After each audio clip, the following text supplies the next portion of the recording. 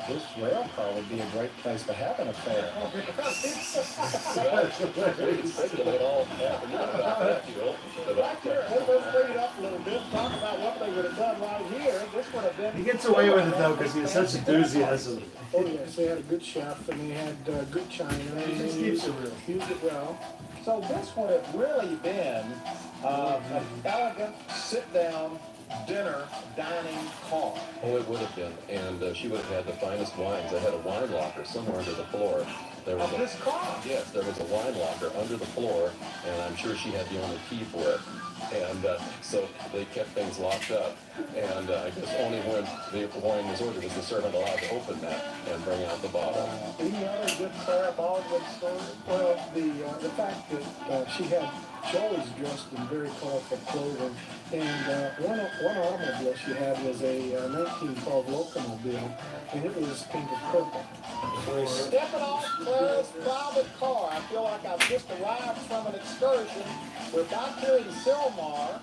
Looking at the side of the car here is the word California. Now, has it always been called the California? Yes, and Clara named it California when she had it In 1912. Did people name the car? Yes, they did. They named them either for themselves. She named it for her home state of California. And the car carried Santa Fe number 100. It's Principal Road. That's that 100 now. Now, oh, that's the 100 right there. So did she spend most of her time traveling around California in this private car? Probably a good deal of California, but she loved traveling, and I'm sure this car went across the country and probably to Florida, New England, and just about everywhere. Now, what happened to it? Did she kept it until she died?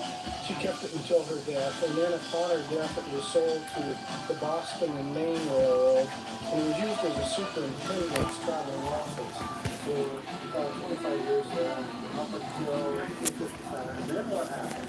It went to a museum, Edaville Railroad, near Hyannisburg, Mass. And so people kind of used it as, I mean, They paid $1 to walk aboard and see what had once been a lovely private car. there was no California connection. The people in Massachusetts, while looking at it, wouldn't get the connection. Well, they didn't, and as the car deteriorated, another excursion railroad thought, wouldn't it make a nice dining car if we simply gutted that whole interior that you just saw? So they were going to gut it. Within a month of it being sold to happen to it in that awful way, it was rescued and brought home to California. Well, thank goodness you rescued it. Yes, sir. Well, congratulations, you brought Clara's car back. Actually, Mr. Weatherstaff did. I was the instrument in doing so. Thank you, Mr. Weatherstaff. He wrote the check, didn't he? Exactly. Well, this is beautiful. Look, we've got these cars there were hundreds of them. They're the richest families in the nation, in the world, had these cars chugging across the country back in the early part of the 1900s. They did have them right up until the 1930s Depression. And with that, a lot of fortunes were lost. And the cachet of having a private car, just like the private yachts, just suddenly you didn't want to do that anymore. And so most of the cars were junk. This car was just fortunate that it remained. Well, it's a wonderful, wonderful part of California history. Yes, it is. To think that you brought this cross country, you restored it back to its grandeur, and now people can see it not that far away from where it originally started off with her, Clara, back in 1950. Yes, exactly.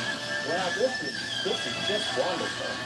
Do we want to add anything here? I'm almost speechless. Did you want to hear that pianino? Would you like to have a little of that music from the pianino?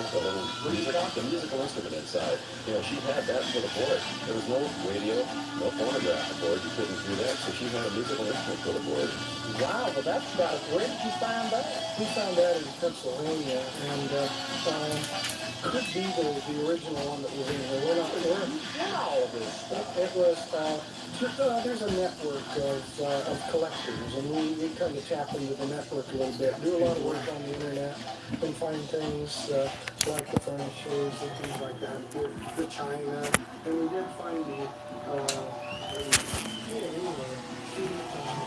FlyingElkBooks.com, guys.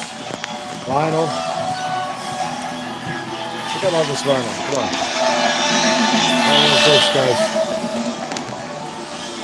Oh, look at it. It's going down here.